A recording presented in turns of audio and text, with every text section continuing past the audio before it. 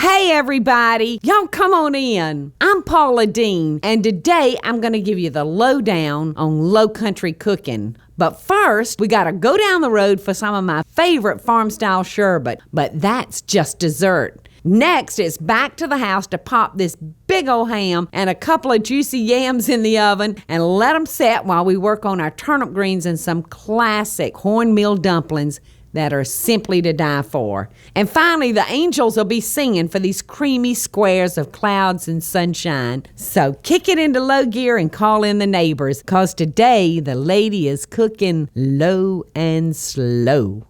Hi, today's program is all about some favorite foods of mine that I grew up on in the South. But don't ever underestimate our sweet tooth. Before I get started, we're gonna go get some heavenly treats. So come on with me.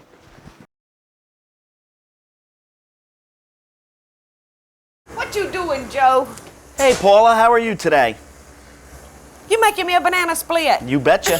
You knew I was coming, didn't you? What kind of flavors do you have in there? Well, we have orange sherbet, raspberry sorbet, and strawberry ice cream. You're gonna help me eat this, though, aren't you? Surely you didn't make this. I hope you need for help. Just me. Let me come down here and get some. Now, what did you say this was? Tangerine? That's orange sherbet. Orange sherbet. That's what I've come for today. I'm gonna make you some fresh. Oh, that's too bad. Have to have fresh ice cream. The first thing we're gonna do is put our ingredients in up here. And the first thing we're gonna need is a little bit of milk. You're using whole milk, aren't you, Joe? Oh yeah. We're gonna add some water. Uh-huh. And then we're gonna add our sugar. This is what gives us all our flavor. We're gonna add those right in here also. I bet that's very, very powerful, isn't it? Yes, they both are pretty powerful. It's quite a bit of flavoring because you want to really juice it up a little. All right. Ready?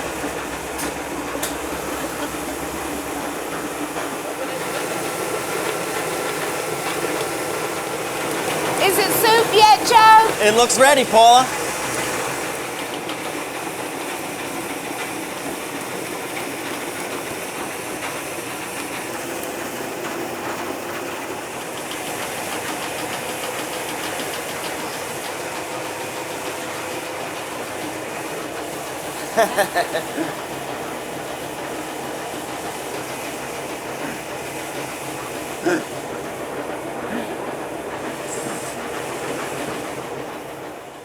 Put this inside for you. Pack that up. And you're gonna be all set. Joe, you've got me a perfect ending to a perfect meal. Thanks so much. Thank you. I'll see you later. You come back and visit us again. I'll do it.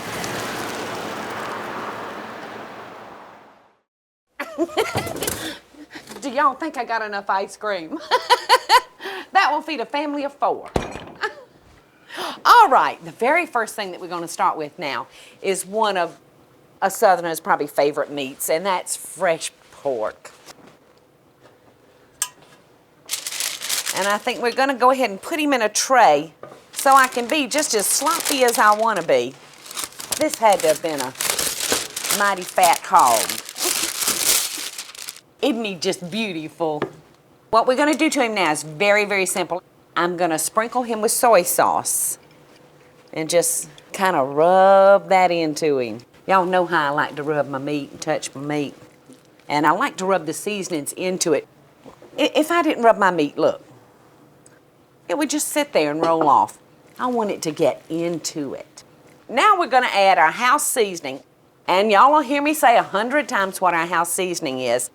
It's a cup of salt, 1/4 of a cup of black pepper, and 1/4 of a cup of garlic powder. So we're just going to coat him good with that. Because like I said, that salt is going to kind of form a crust on him. We're going to throw him in the oven, and we're going to put him in a 325-degree oven. And we're going to cook him approximately 20 minutes a pound.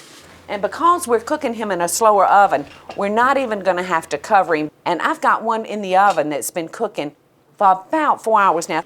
And how beautiful.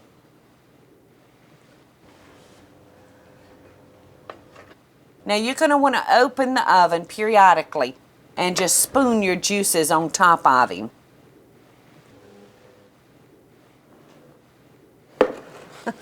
Isn't he just beautiful? Can you tell why us Southerners love pork? It's gonna be so good. The reason I like this cut of meat is because 3 nights in a row you can have 3 totally different meals. Tonight we're gonna slice it and serve it warm, but tomorrow at lunch we're gonna have a nice fat sliced pork roast sandwich with lettuce and tomato and onions, and then the next night I can chop it up, toss it in barbecue sauce, and we've got barbecue sandwiches. So it makes it so versatile, it's wonderful. And while that's sitting there resting, we're gonna start on our sweet potato yams. Now I have put these yams in the oven and baked them for about an hour, and I've let them cool long enough for me to remove the skin. And see how it'll just peel right off for you. All right, and we're just gonna line them up like that. Then I just slice them all at one time because we're gonna be pouring sweet sauce over them, and I want them to go all the way through. To make our sauce is ever so simple. We are gonna make what they call a simple syrup. And we've started with boiling water, brown sugar, and I want y'all to take note of this now. I'm only using a half a stick of butter, which you have to admit is unusual for me. We're gonna drop a couple of little pieces of cinnamon stick in there, and we're gonna put a little fresh grated nutmeg. Once I discovered fresh grated nutmeg, I just can't use any of that packaged ground stuff. This makes it so much better. All we got to do now is add an orange strip, and don't leave this out. If you have to run to the store to buy an orange, by all means do it. We got one last thing to put in here. Old number 7. And we're gonna put about 1/3 of a cup, and I'm gonna use our little butter cup to measure, and that looks just about right. So we've got all of our ingredients in there. All we're gonna do at this point is put a lid on it and let it simmer for about 30 to 45 minutes. We want this to start turning to a syrup, thickening up, just like the syrup that we'd eat on our pancakes. Rennie! My cooking buddy, Rennie. Actually, Rennie's my eating buddy. Okay, I have a pot here that already made a syrup. So all we're gonna do now is pour our syrup over our potatoes. We don't wanna be stingy with our syrup. We wanna give those sweet potatoes plenty of juice to cook in. Don't those look delicious? So we're gonna put these in the oven and we're gonna bake these for about 30 to 45 minutes. But while we're waiting on that, I've got some ready over here on the counter that I think are ready for us to taste. Oh, and you can see how the tops have kind of caramelized on us. Oh, they look perfectly heavenly delicious. And you know I can't eat a yam without a little piece of pig to go with it.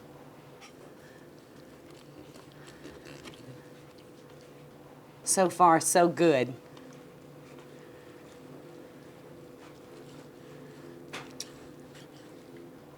Oh.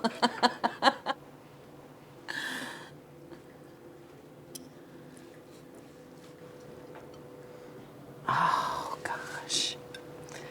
You know, this reminds me of my mother's kitchen at Easter.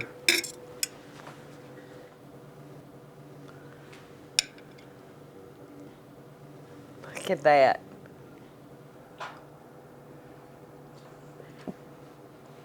It's out of this world.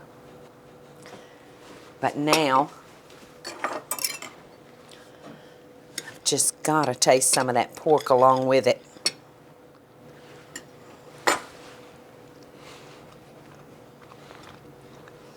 It's just perfect along with the yams. Y'all don't leave me, because next we're going to make some out-of-sight turnip greens and cornmeal dumplings to go along with this southern meal. So y'all come back. I so hope y'all are enjoying the show. And if you do, be sure to click like, subscribe, and the notification bell so you'll never miss a video. And we'll be right back after the break.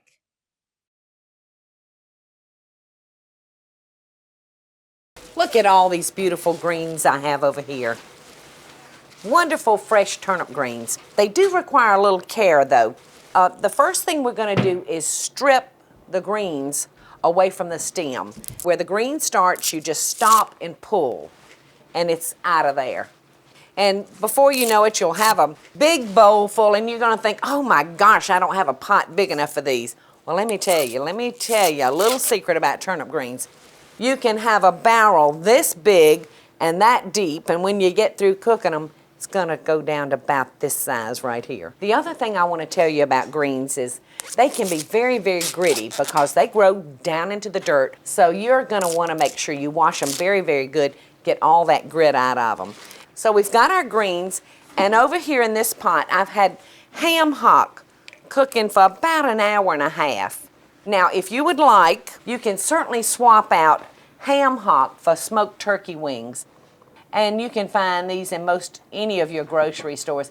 They make a great seasoning, and you will have to cook them about the same length of time that you will the ham hock. Now, these greens that I have up here that I've destemmed have been washed 3 times. They're nice and clean. So here we go. That water's boiling, and we're just gonna put them down in that broth. And you can see how quickly they'll break down. So depending on the greens, they could take anywhere from 30 minutes to 45 minutes to an hour, depending on whether they're young or they're older greens. So you'll just have to test your greens. And while those are cooking, I'm going to be preparing the roots that we're going to put in there. So to prepare your root, just trim both ends off and peel them like so. These take about 12 to 15 minutes. So we'll add those towards the very end of our cooking time. And we'll just slice them just like we would a potato, a cottage potato. Just like that. Now I'm going to come back to our pot now that our greens have kind of wilted down, and I'm going to add a chicken bouillon cube. And remember, this contains a lot of salt too, so I'm going to drop that in. And one other thing I'm going to do to these turnip greens that my grandmother Paula did not do, I'm going to put a little ground ginger in them, just a pinch. All right, so I'm going to cover these up, and while they're cooking, I'm going to go on to make my grandmother's cornmeal dumplings. When I was cooking my turnip greens, I put in a little extra broth so that I could have the extra broth to pull out. So we're going to mix up our cornmeal dumplings by starting with a white, medium ground, plain cornmeal, a little bit of salt, a little bit of chopped onion, and I like adding a little green onions. They just add a lot of interest in color. And 1 egg.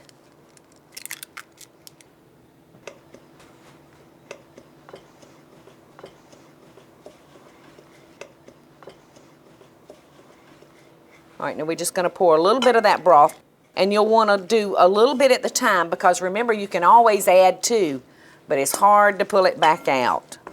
But see how simple that was?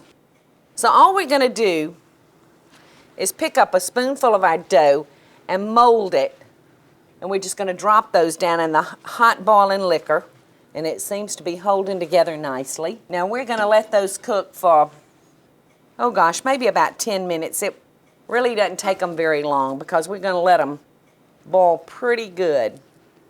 Oh, look at that pot of turnip greens. Now I've added those sliced turnip roots.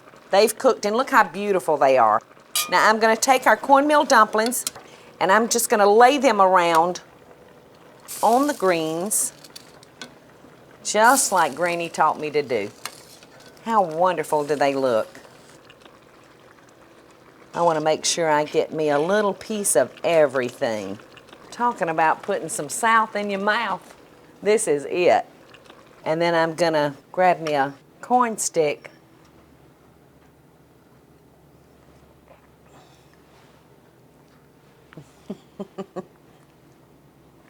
They're so good.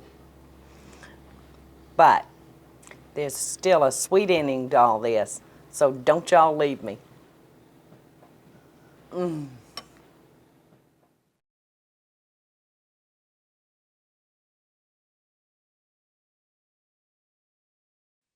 hope y'all are enjoying the show, and I want to hear from you. Tell me what recipes or videos you'd like to see me make by just leaving a short comment below. Now, let's get back to the show, y'all.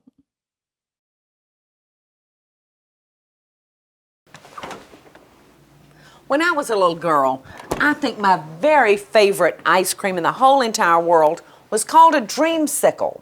It had a white vanilla center, and it was covered with an orange sherbet, and I just loved them. I thought that they were named appropriately. So we're going to recreate that dreamsicle by very simply making us a layer of orange sherbet. Now we're going to make our bottom layer, which is actually going to wind up our top layer. We're going to make it about an inch thick. I've softened this sherbet so we can easily get it into our bowl. And then we're going to come with our next layer, about an inch deep, and do the vanilla ice cream. Just kind of take your finger and work your ice cream to form that next layer. All right, so here we go with another sherbet layer. We're just going to kind of slide him right off the spoon. All right, we're going to finish up now with the vanilla layer, and it's actually going to be the bottom. All right, we've smoothed him out. Now we're just going to cover him with wax paper and put him into the freezer and let him stay until he's good and hard. And I have one right here that's ready. So we're going to see what our dreamsicle tastes like, see if it's what we remember. I'm going to invert him onto this plate. And you can see he's still sitting in the container. So just in case that happened, I had a rag over here soaking in warm water, and I'm just going to lay it on top of this, and that should release the ice cream from the bowl. See how pretty and how easy he just slipped right out of our mold? All I'm going to do now to garnish him is just put a little fresh mint in there. And look at this fresh orange zest. How pretty is that? This dessert looks like we've gone to a lot of trouble, but in reality we haven't.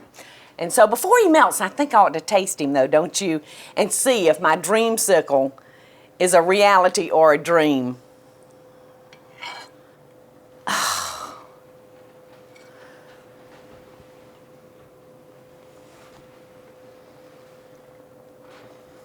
I'm 6 years old again.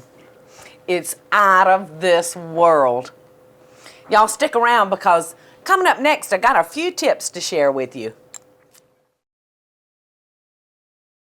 I so hope y'all are enjoying the show. And if you do, be sure to click like, subscribe, and the notification bell so you'll never miss a video. And we'll be right back after the break. Before I leave y'all today, I want to just share with you a few tips that might make your Southern meal go just a little bit smoother. Moving on down to our meats, the kind of meats that you cook your greens in. My first preference is ham hock, but if you can't find it for some reason and you can't find the smoked turkey wings, you can always get a nice smoked slab of bacon. You can slice this in thick strips and fry it up in your pan. Get the seasoning out of it and then add your water. And to add just a little extra zest and crunch to your sweet potatoes, you can take pecans or even walnuts and just crush them up and toss them over your potatoes. Let's talk about greens for a second. There's a lot of different greens that you can cook, but to be true to my heritage, I have to say that I prefer collards, turnips, or mustard. The mustard green is even tartar than the turnip green, and it'll make you a fabulous pot of greens. I hope that I've managed to bring a little Savannah sunshine to y'all with my Southern comfort food.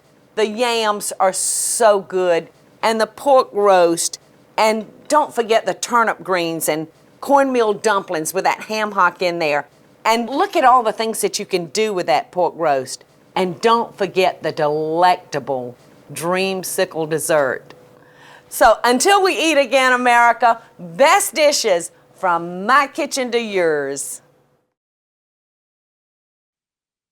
Hey y'all, it's Paula Deen. Now, if you enjoyed this video, be sure to like it and click the subscribe button as well as the notification bell to be alerted when I post a video. Love and best dishes, y'all.